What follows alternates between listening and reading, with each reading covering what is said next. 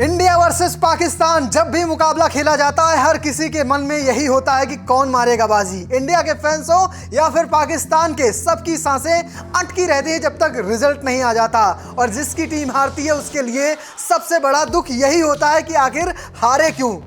Trophy जीते ना जीते, लेकिन इन दोनों की जो फैंस हैं वो यही चाहते हैं कि टीमें आमने सामने जब भिड़े तब हारे नहीं। टीम इंडिया ने टी20 वर्ल्ड कप 2024 के लीग मुकाबले में मात दी है पाकिस्तान को और इसके साथ ही सुपर 8 में पहुंचने का दावा और मजबूत कर लिया। वहीं पाकिस्तान के लिए सुपर 8 के दरवाजे लगभग बंद हो जाएंगे। कैसे जीत गई टीम इंडिया? क्योंकि टीम इंडिया के बल्लेबाजों ने तो बनाए थे मात्र 119 रन। टी20 में 119 रन तो किसी काम के नहीं होते, क्योंकि हमने आईपीएल में 250 रन भी बनते हुए देखा और उन्हें चेज होते हुए भी देखा था। लेकिन भारतीय गेंदबाजों के आगे ये 119 रन पाकिस्तान के लिए 300 रन से भी ज्यादा जैसे थे, क्योंकि भारतीय गेंदबाजों ने कमाल की गेंदबाजी की थी। वो कौन सा ओवर था जहां से पूरा मैच पलटा, चलिए विस्तार से कहानी बताता हूं। तो पाकिस्तान का स्कोर 14 ओवर तक था, 80 रन 3 विकेट के नुकसान पर। यहां से पाकिस्तान बड़े आराम से मुकाबला जीत सकती थी, लेकिन फिर आया 15वां ओवर। आए बुमराह ने सिर्फ 2 रन दिए और इसके साथ ही उसी ओवर में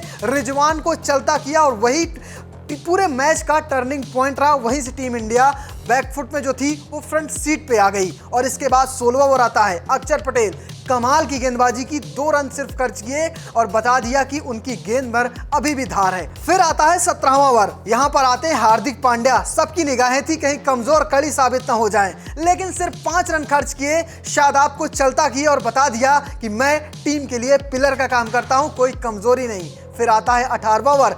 सबकी निगाहें थी क्योंकि गेंद सिराज के हाथ पे थी। हम सभी जानते हैं कि सिराज का मामला थोड़ा सा डगमगाया रहता है, लेकिन सिराज ने भी सधी हुई गेंदबाजी की और इस ओवर में सिर्फ 9 रन खर्च किए और बता दिया कि मैं टीम की जीत में पूरा योगदान दूंगा। फिर आता है 19वां ओवर। यहां पर 12 गेंदों पर 21 रनों की जरूरत थी और सबकी निगाहें बुमराह पर थी। बुमराह ये ओवर लेके आए और यहां पर सिर्फ खर्च किए 2 रन और साथ साथ एक बड़ा विकेट इफ्तिकार चचा को आउट किया और यहीं से पूरा मामला पलट गया। अब आखिरी ओवर में यानी 6 गेंद पर 18 रनों की जरूरत थी। सामने थे अर्शदीप सिंह, कमाल की गेंदबाजी की। पहली गेंद पर इमाद को आउट किया और ऋषभ पंत की चालाकी भरी विकेट कीपिंग की वजह से कह सकते हैं कि ये विकेट मिला और सटीक डीआरएस का फैसला लिया गया। और उसके बाद आखिरी 5 गेंदों में कह सकते हैं कुल 11 रन बने और टीम इंडिया 119 में भी 6 रन से मुकाबला जीत गई। ये तो था टीम इंडिया की जीत की कहानी, लेकिन पाकिस्तान क्या सच में वर्ल्ड कप से बाहर हो जाएगी? तो मेरा जवाब है हाँ, बिल्कुल हो जाएगी, क्योंकि अब जो पॉइंट्स टेबल का समीकरण है ना वो कमाल का हो चुका है। टीम इंडिया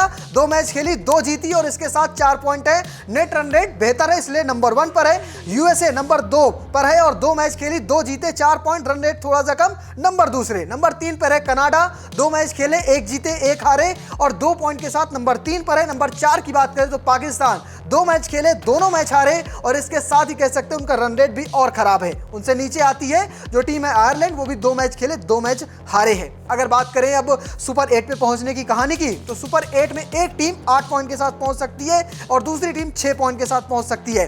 अगर सभी टीमें एक एक मुकाबला हारती है तब 6-6 में लड़ाई होगी, लेकिन अब टीम इंडिया के सामने सिर्फ 2 टीमें हैं, कनाडा और यूएस, जो कह सकते हैं बड़े आराम से टीम इंडिया 8 पॉइंट के साथ सुपर 8 में पहुंच जाएगी। अब बचती है एक जगह और एक जगह के लिए 6 पॉइंट होने चाहिए।